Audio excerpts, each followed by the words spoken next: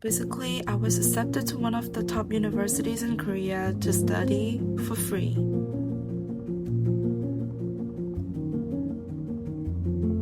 That was the biggest dream that I have achieved at 19 years old, being a normal girl from a third world country. Can you imagine being financially independent from your family at 19? I was over the clouds.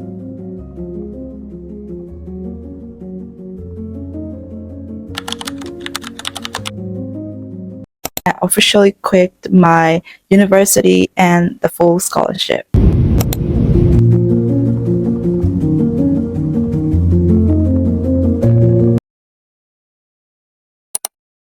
Hey everyone, welcome back to Sandy Space. It's been a very long time since I last uploaded a video. I'm so nervous. Okay, so if you're new here, hi, my name is Sandy. If you've been here for a while, thank you so much for sticking around. You probably know me from my study in Korea and GKS sharing videos.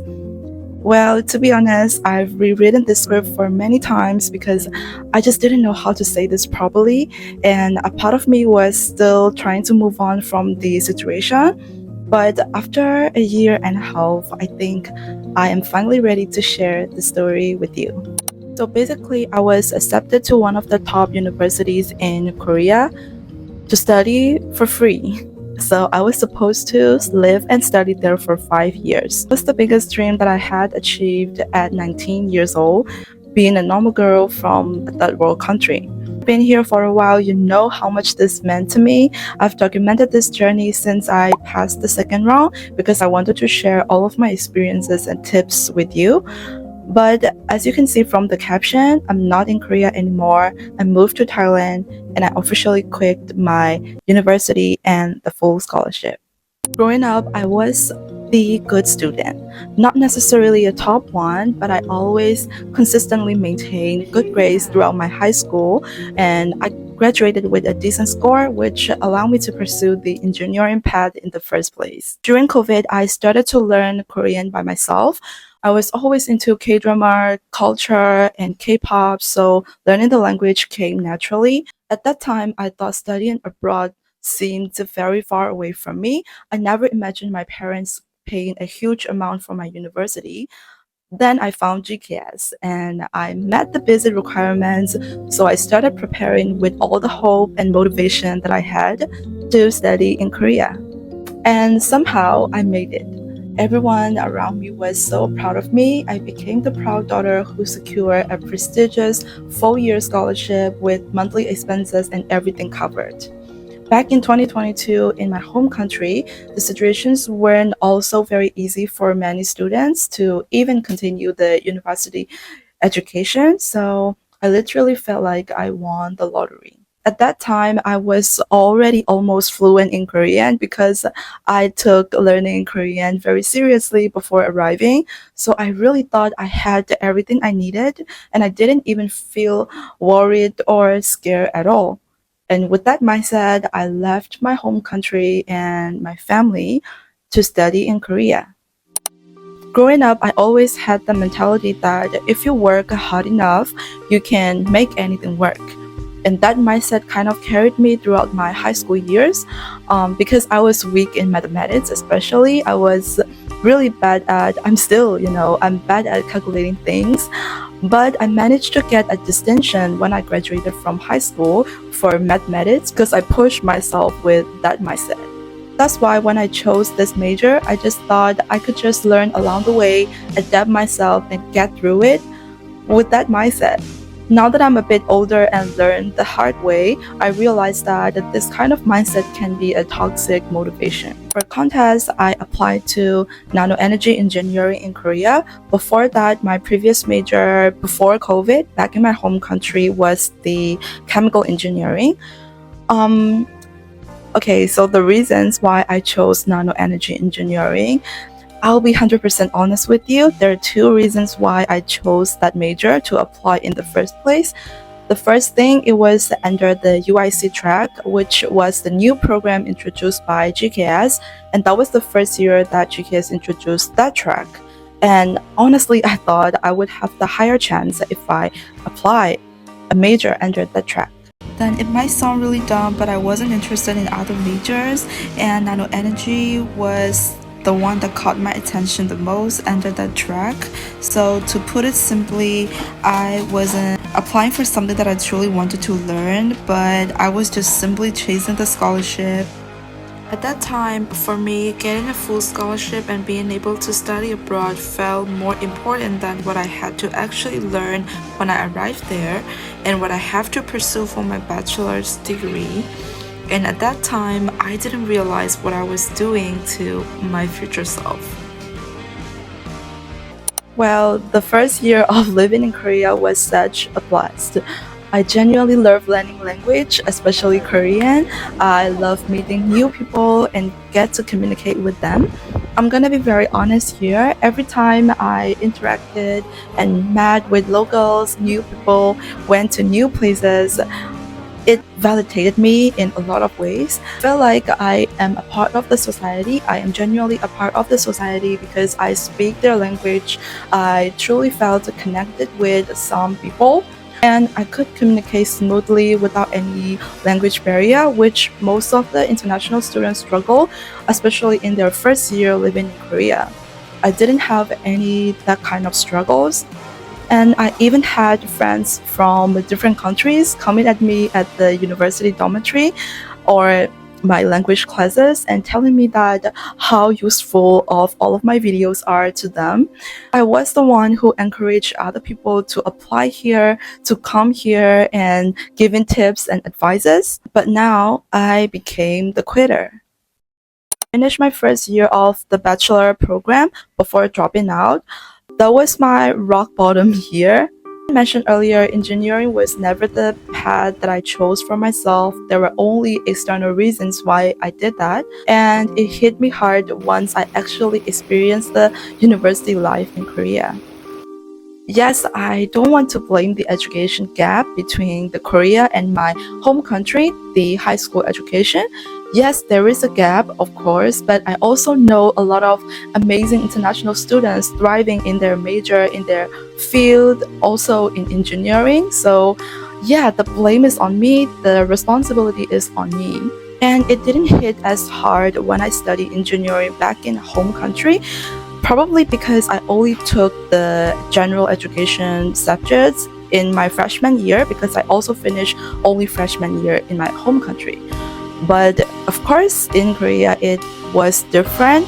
And to wrap the salt in the wound, some of the people in my major gave me some uncomfortable experiences. I don't want to go into details because that wasn't the main reason why I quit. But still, it definitely made the things a lot heavier. Now that I think of it, it kind of feels sad that I couldn't make any genuine friendships and relationships within the department because these are the people that I had to meet every day, that I had to take every class together. It was kind of sad, but it was what happened to me. Have you ever felt like you don't belong to somewhere no matter how hard you try? That feeling sucks.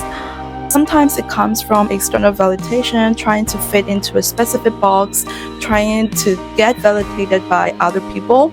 But sometimes deep down, you already know there's a place that fits you better, that's good for you, and the place you're currently right now, it's not the right one for you, but you're just afraid to take the leap and refuse to change. Of course, I didn't randomly decide to quit on a random day. At first, I thought it was about the grades. So I tried to take things slower. I thought that I need time to adapt and adjust to this new environment, to this new educational system or whatever that is that I have to face. And so I told myself to go easy with myself and stop caring about what other people think or try to go with my own pace. I also tried to practice in yoga, guided meditation. I listened to a lot of podcasts because my anxiety level was really high at that time. But the thing is, none of these fix my core problem. So every time I had a hard day at my university, my mental state would just shatter like a fragile glass. I would randomly break down during the day. I would randomly cry in the university toilet or just totally break down during the night. And that kind of mental breakdown became really frequent and became kind of like a normal thing that I have to deal with. One time, I decided to go for an academic consultation session at my university. That session was supposed to help students who struggle academically and who needed help in managing their GPA. So the teacher there like checked my grades and asked me that like, do you aware that this is for the students who struggle academically? Yes, I was aware.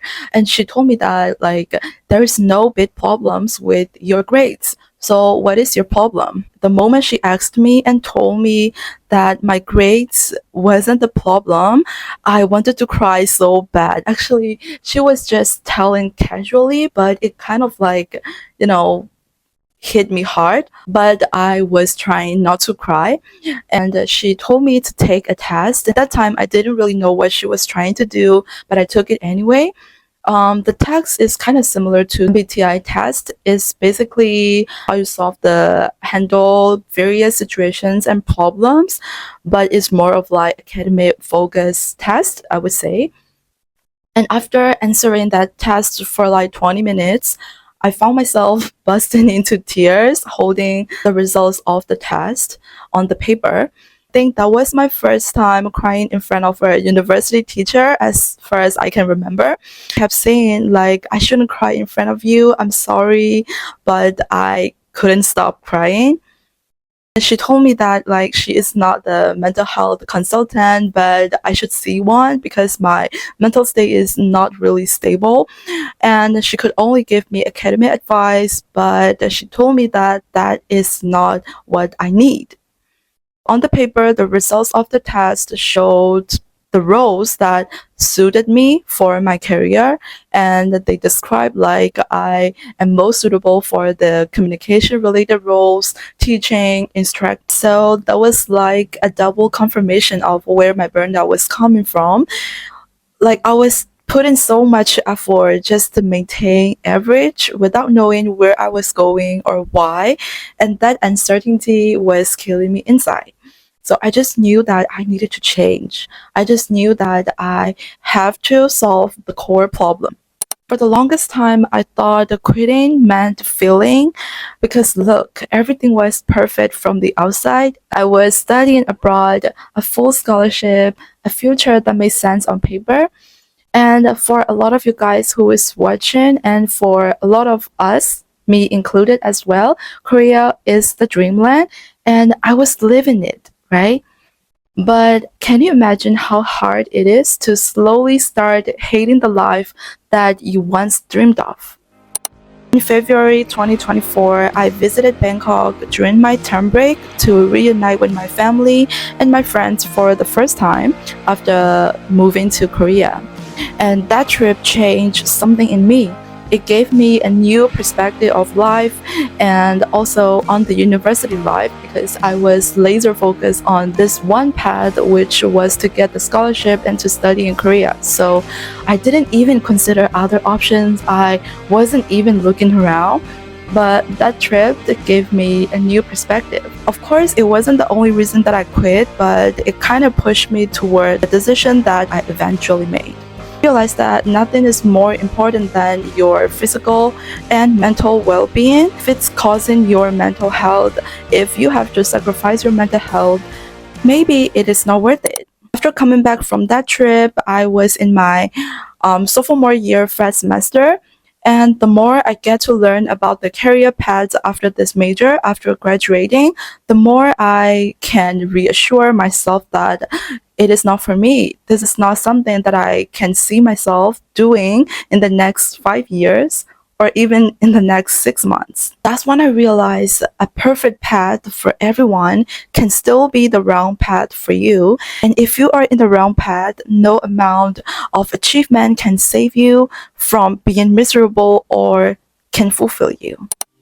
So exactly 6 months after that trip, a lot of things happened, but long story short, I made the decision to move to Thailand and to continue my education here. Of course, at first I tried finding options to stay in Korea because, of course, I already speak their language, and there would probably be more opportunities for me because I don't have the language barrier there, right? So I tried finding options like changing majors while maintaining my status of the scholarships under that program.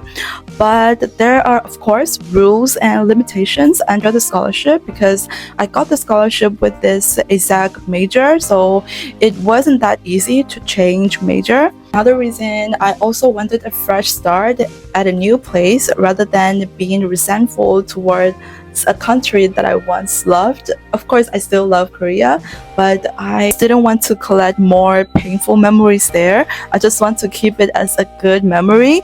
And I am very grateful for everything and every experience that Korea gave me. I feel like I am really privileged to even experience all of this. I also want to say that this video is not meant to discourage you in any way. I know a lot of you guys have the dream to study in Korea, and a lot of you guys watch my videos because of that. So if I disappointed you in any way, I am sorry, but I really wanted to share my experiences. This is just my personal own experiences and the mistakes that I make, and I share with you guys because you could prepare better and you don't make the same mistake that I did. So please take with a grain of salt. We all have different backgrounds, we all have different journey, so I hope my story helps you in some way. I also wanted to share this video because I wanted you to be seen, because when I was facing the confusion, I think when I was at my rock bottom period, I thought I was the only one who is feeling like that because all of my friends, they're doing well even though they struggle because they're also international students. They just try to keep up with that, and I was thinking and asking myself like, am I the weird one? Am I supposed to just put up with all these things? But I just want you to remember that everyone is different. And if you're in your 20s feeling confused, changing majors, or just struggling at university, I want to say you're not alone. It does get better. And I know that I could make this decision only because of my parents. They now support me with my tuition fees and expenses. I know I'm not proud of that.